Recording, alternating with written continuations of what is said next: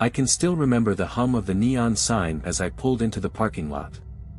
The Randy's Diner sign flickered above, casting a sickly, pale glow onto the cracked asphalt. It was nearly 3 a.m., and I had been driving for hours. The road stretched out, endless and empty, just a string of dimly lit towns and gas stations. I'd passed through a few small places already, but none of them had any late-night diners. I was hungry, tired, and in desperate need of a coffee, so when I spotted Randy's, I figured I'd give it a shot. The place looked worn, faded red and white tiles, greasy windows, and the unmistakable smell of burnt coffee hanging in the air. There were only 2 cars in the parking lot, one of which looked like it hadn't moved in years. I wasn't the kind of guy to get nervous over small things, but there was something about that diner. Something just off. I stepped inside, and the bell above the door rang out, echoing through the quiet room. The place was nearly empty, save for a man sitting at the far end of the counter, his face hidden in the shadows. The waitress, a woman in her mid-40s with sharp features and hair pulled back into a messy bun, greeted me with a vacant smile. Her eyes seemed tired, but there was something else too, something strange. Maybe it was the way her gaze lingered just a second too long or the way she didn't seem to blink.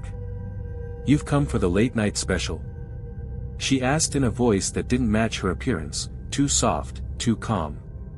"Yeah, just a coffee and something to eat," I replied, trying to shake off the uncomfortable feeling creeping up my spine. She nodded, stepping behind the counter to prepare my order. I looked around, noticing how quiet it was. The hum of the fluorescent lights overhead was the only sound, and that low buzz seemed to be getting louder by the second. The man at the counter hadn't moved, still hunched over, his face still hidden. As I waited for my coffee, I couldn't shake the feeling that something wasn't right. The air seemed thick, the shadows deeper than they should be for a place like this. And then I heard it, a soft scraping noise from the kitchen. Like someone moving dishes, but too deliberate, too slow. I glanced toward the back, but the kitchen door was closed. I tried to tell myself it was just the old pipes or the creaking of the building settling, but deep down, I knew something was wrong. "Here you go, hon," the waitress said, snapping me from my thoughts. She placed the mug in front of me, her fingers brushing against mine just a bit too long. "Thanks," I muttered, trying not to look into her eyes. I sat there, sipping my coffee, trying to shake off the weird vibe. But as I glanced around, I saw it, the man at the counter had turned his head just slightly, just enough that I could see his face. And I'll never forget what I saw. His eyes. They weren't just tired or bloodshot. They were hollow.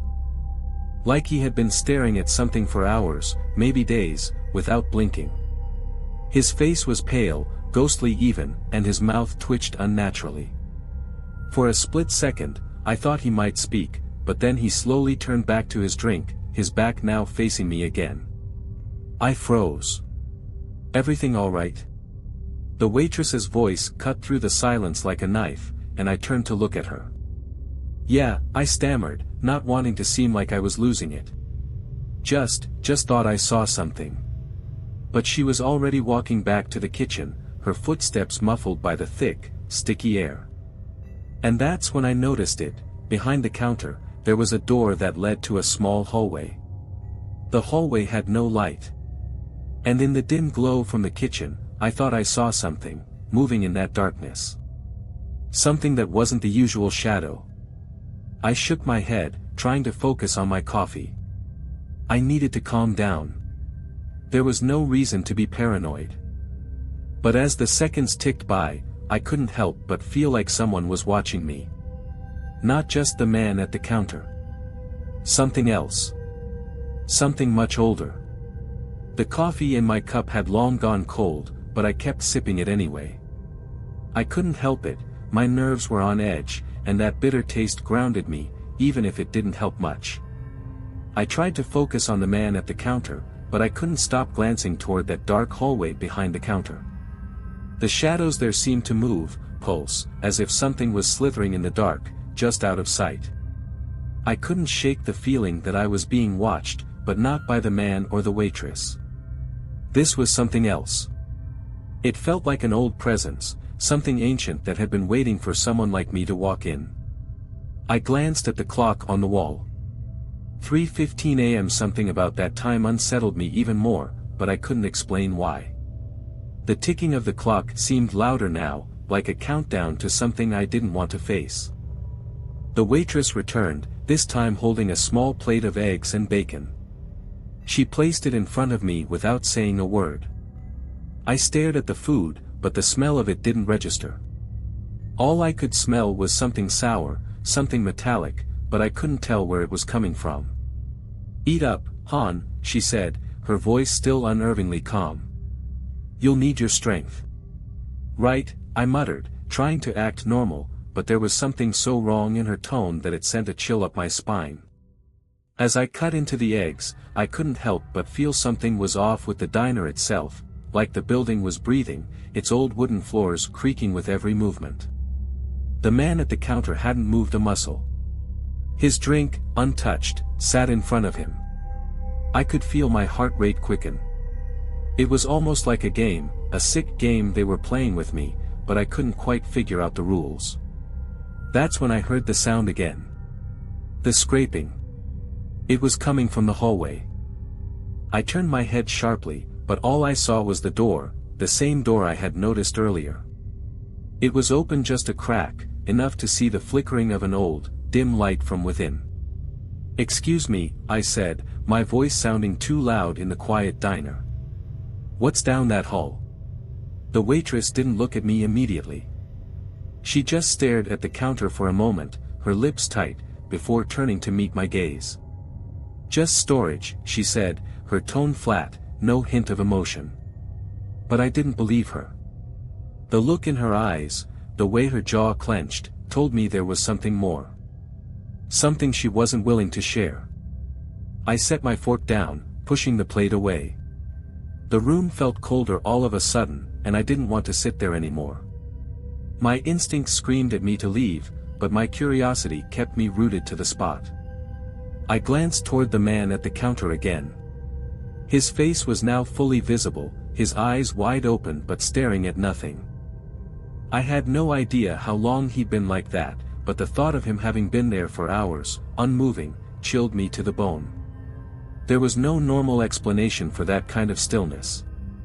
I glanced back toward the hallway, and this time, I saw it, a figure. A shadow, just at the edge of the flickering light, moving slowly down the hall. It was tall, thin, and wrong. The shape was distorted, like it was struggling to keep its form.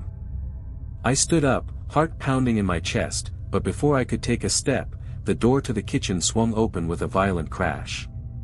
The waitress appeared again, her eyes wide, this time with something more than exhaustion. There was fear in her face.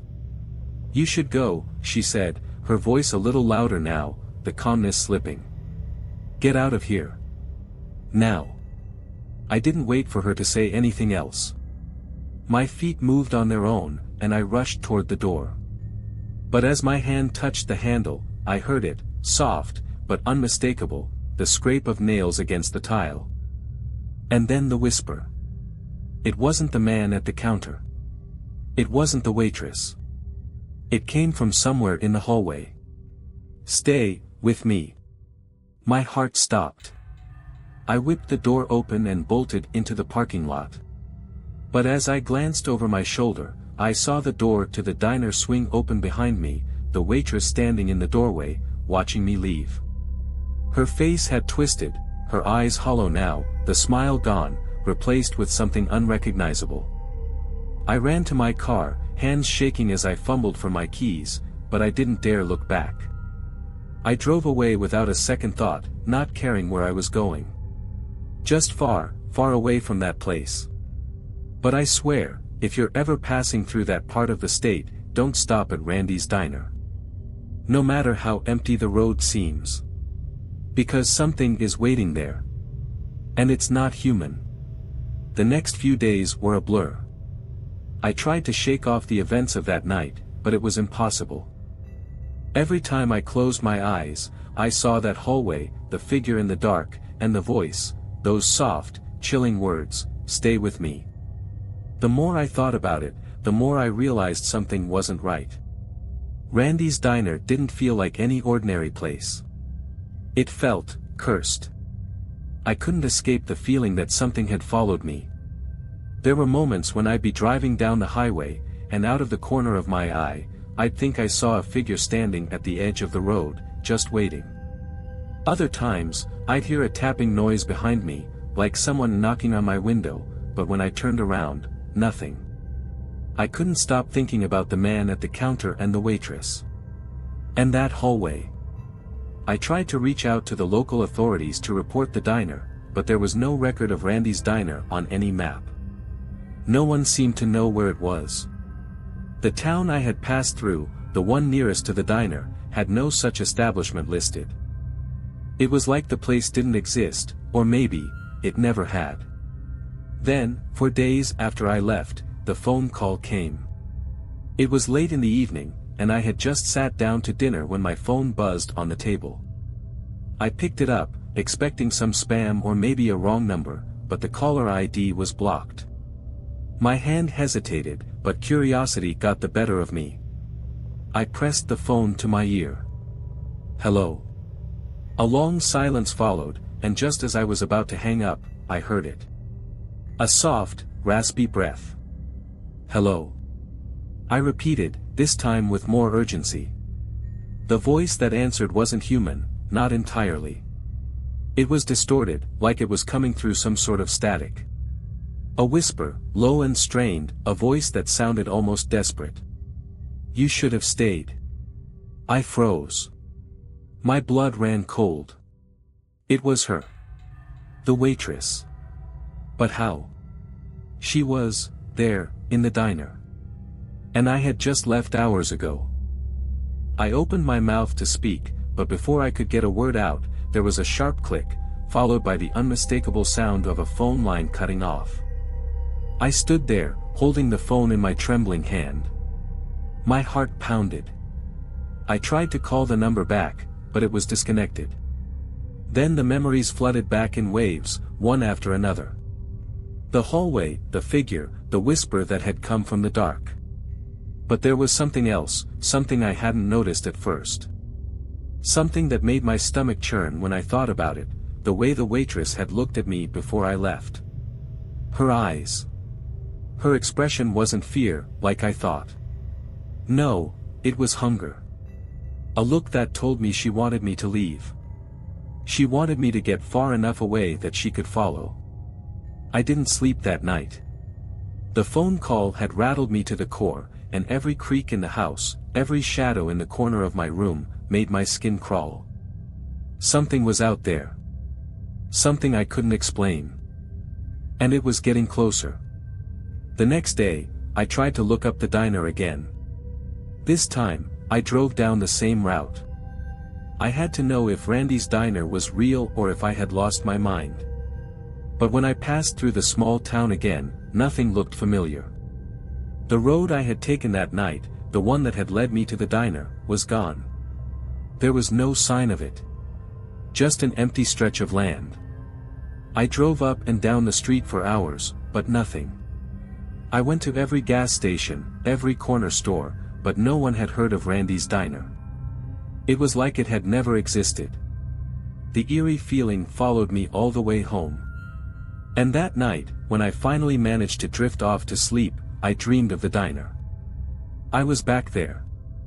It was different this time, darker, quieter. The man at the counter wasn't there, but the waitress was. She was standing in the doorway of the hallway, staring at me, smiling. And she whispered again, "Stay with me." But this time, she wasn't alone. From the darkness, I saw the shadow move again, the same distorted figure. It reached out, and I could feel the cold air from it wrap around me. It pulled me toward the hallway, toward the darkness where the air was thick with something ancient and hungry. I woke up in a cold sweat, the sheets tangled around me. My heart raced as I sat up in bed, glancing around the room. There was nothing there. No shadow, no figure in the corner. But I knew, it was still out there. And I couldn't run forever. The nightmares didn't stop after that. Every night, I saw that hallway, that twisted, flickering light. I saw the shadow creeping closer. It felt real, so real that sometimes I'd wake up with my body aching, like I had physically been pulled into that darkness. I had to know the truth. I couldn't live with the constant fear, the whispers that followed me. So, I did the only thing I could think of. I went back. I drove through the night, retracing the same path, ignoring the sense of dread crawling up my spine. The further I went, the more I felt like something was pushing me forward. The air grew colder, heavier, as if I were driving into a place that was no longer part of the world I knew. The town that had been closest to the diner was still there, but it looked different now. Almost forgotten. The buildings were run down, the streets empty. As I passed through, I spotted the same stretch of highway where the diner should have been. But it wasn't there. I pulled over, my headlights cutting through the thickening fog. My heart thudded in my chest as I stared out into the mist. It felt like the town itself was holding its breath. And then I saw it. A flicker of light. A neon sign glowing faintly in the distance, the words, "Randy's Diner," barely visible through the haze. It was there. After all this time, after everything I had gone through, the diner was waiting for me. I didn't hesitate. I drove toward it, the old building looming ahead as I pulled into the same cracked parking lot. The same two cars were there, parked in the exact spots where I had seen them before. The familiar, uncomfortable feeling of the place hit me hard, but this time, it wasn't just a chill in the air. It was the weight of the past few days, the torment, the fear that something had been following me all along. I stepped out of my car, my legs feeling unsteady, and approached the diner. The bell above the door jingled as I opened it, and the same thick smell of burnt coffee and grease hit my senses. But this time, there was something different. The diner was alive, people sat at the counter, eating, talking, as if nothing was wrong. The man I had seen before was gone, replaced by another person, but they all had the same hollow look in their eyes. The waitress from that night was there, too, standing behind the counter, her expression unchanged. She turned to face me as soon as I walked in, her lips curling into that same unsettling smile. "You came back," she said, her voice low, almost reverent.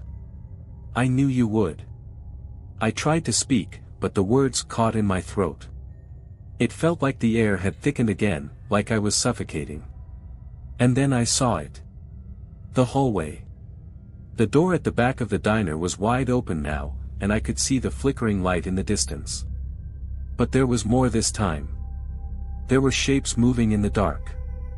Figures. Shadows. More than one. More than two. I felt the cold creeping down my spine, and before I knew it, I was walking toward the door, my feet moving of their own accord. I tried to stop, tried to turn around, but something was pulling me forward, something strong and relentless. The waitress didn't stop me. She just watched me as I crossed the threshold and stepped into the hallway. As soon as I did, the temperature dropped. The air was thick, like I was walking through water. The light flickered again, and I could see it more clearly now, the figure, tall and thin, standing at the end of the hallway. The same one I had seen in my dreams. Its form was distorted, like it was straining to maintain its shape, its arms reaching out, fingers twitching. "You're not supposed to be here," the voice whispered, but it wasn't the waitress. It was the thing in the dark. Its voice was low, distorted, like it was tearing through the fabric of reality itself. And then, out of nowhere, I heard it again. The whisper I had been waiting for. The one that had followed me all this time. It came from the dark corners of the hallway, from every direction at once. "Stay with me." The cold crept deeper into my bones. I could feel the weight of the place pressing in on me, suffocating me. I knew, deep down, that if I stayed, would be trapped here forever. Just like the others. I turned to run, but the hallway seemed longer now, stretching out in front of me. I heard footsteps behind me, the sound of something, or someone, chasing me. I could feel their presence, their cold breath on my neck. The shadow was getting closer. The door at the end of the hall slammed shut, and for a moment, I thought I was trapped. But then I saw it. The door to the outside. It was right there. I ran toward it, my legs burning, my lungs aching. As I reached for the handle, I heard the thing's voice again, this time louder, angrier. "You can't leave." I yanked the door open with everything I had left and stumbled outside into the parking lot. I didn't stop running until I reached my car, and I didn't look back. I drove away, faster than I ever had, with the sound of my own heartbeat pounding in my ears. And when I looked in the rearview mirror, I swear I saw the flickering neon sign behind me, Randy's Diner, disappearing into the fog. But I know it's still out there. Somewhere. Waiting. If you ever see that diner, don't stop. Don't even think about it. Because once you do, it won't let you leave. And once you've seen it, you'll always hear the whisper. Stay with me. I've been driving non-stop for the past few days, zigzagging across the country, trying to outrun the feeling that something is following me. But it's hard to outrun something that doesn't play by the same rules. Every time I stop, I feel it, an overwhelming sense of dread, the whisper that follows me, always just out of reach, yet never leaving me alone. I've tried everything. I've stopped at motels, gas stations, and even a few other diners, but no matter where I go, I always feel the same thing, that presence, the hollow, suffocating feeling that I'm not alone. It's like the world around me has warped, as if everything is being watched by something that doesn't belong in this world. I've gone to the police, tried to find any way to explain what happened at Randy's Diner, but they looked at me like I was losing my mind. They said I was probably just tired, too much time on the road, that maybe it was stress. But they didn't understand. They didn't see what I saw. They didn't hear what I heard. And they didn't feel the cold that clung to my skin every time I closed my eyes. I can't explain it, but I know what I felt. I know what I saw. And I know the truth. That diner isn't just a place. It's a door. A door to something darker, something older, something that shouldn't exist. I've tried to convince myself I'm just going crazy, that maybe I just imagined the whole thing. But then, every time I start to let my guard down, it happens again. I'll catch a glimpse of a flickering light on the side of the road, or hear a whisper in the dead of night, and I'll feel that cold again, creeping through my veins. I'm telling you this because I need you to understand. There are things in this world we don't understand, things that we can't explain. And Randy's Diner is one of them. It's a place that doesn't belong in this reality, a place that draws people in, keeps them there, until they can't leave. I thought I was done with it. I thought I could run. But every time I think I'm free, the diner calls me back. The last time I stopped, 2 days ago, I thought I was safe. I had driven so far from that place, and yet, when I went to sleep, I had the dream again. The dream that haunts me. The dream where I'm back there, standing in the hallway, the shadow watching me, the whispers growing louder. And then I woke up. I wasn't in my motel room anymore. I was standing at the counter of Randy's Diner. It was like I had never left. The same worn tiles, the same greasy smell. The same people, their eyes hollow, empty. The same waitress, her smile sickeningly familiar, standing behind the counter, waiting for me. I tried to leave, but the door wouldn't open. The hallway was still there, just like before, waiting for me. This time, though, there was no escape. I didn't scream. I didn't try to fight. I knew what was coming. I knew what had to happen. The shadow was closer this time, and I could feel it reaching out for me, its cold fingers brushing my skin. It whispered to me, just like it always does. Stay with me. I couldn't fight it anymore. I couldn't run. And just like that, I felt myself slipping into the darkness. And now I'm here. I don't know how, I don't know why, but I know one thing for sure. This place. It's real. It's a place where time doesn't matter. Where you can never truly leave. And if you're reading this, if you're hearing my story, you're already too close. If you ever come across Randy's Diner, remember my words. Stay away. Because once you step inside, you might just find yourself staying forever.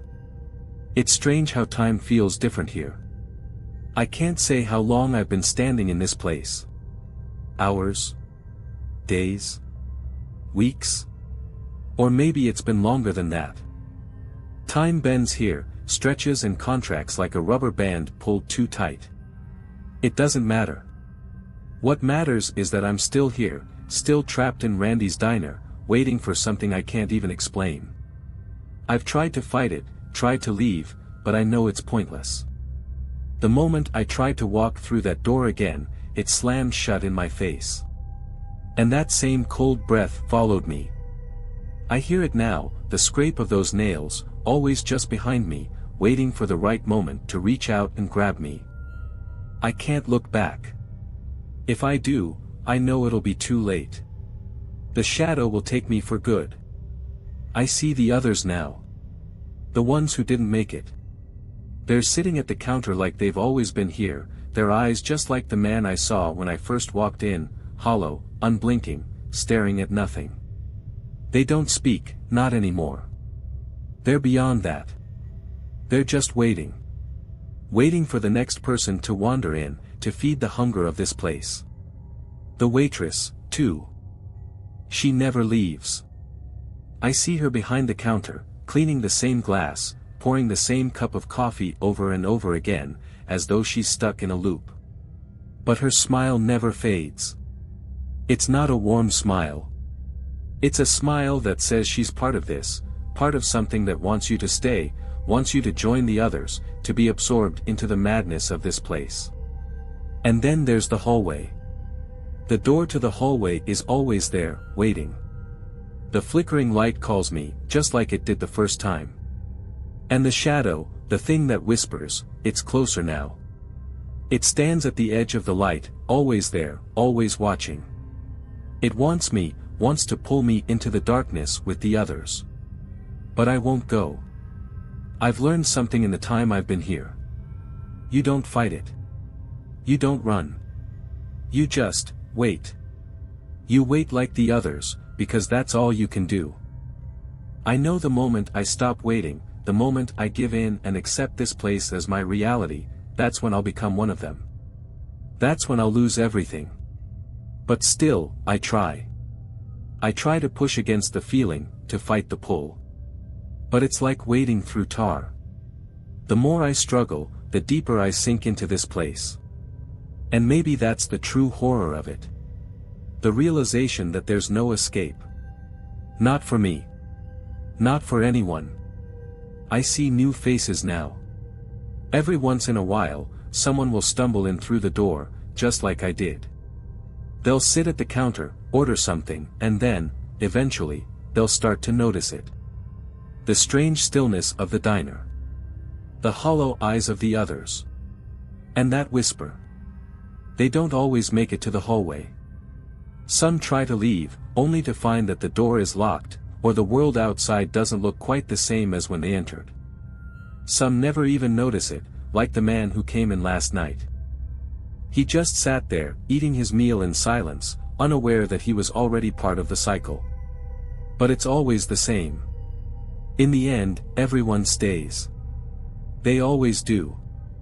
And now, I wait with them. I've seen the truth. The diner is a prison, a trap that doesn't let you leave. Once you're here, you're part of it. You're stuck, caught in its grip. You'll never leave.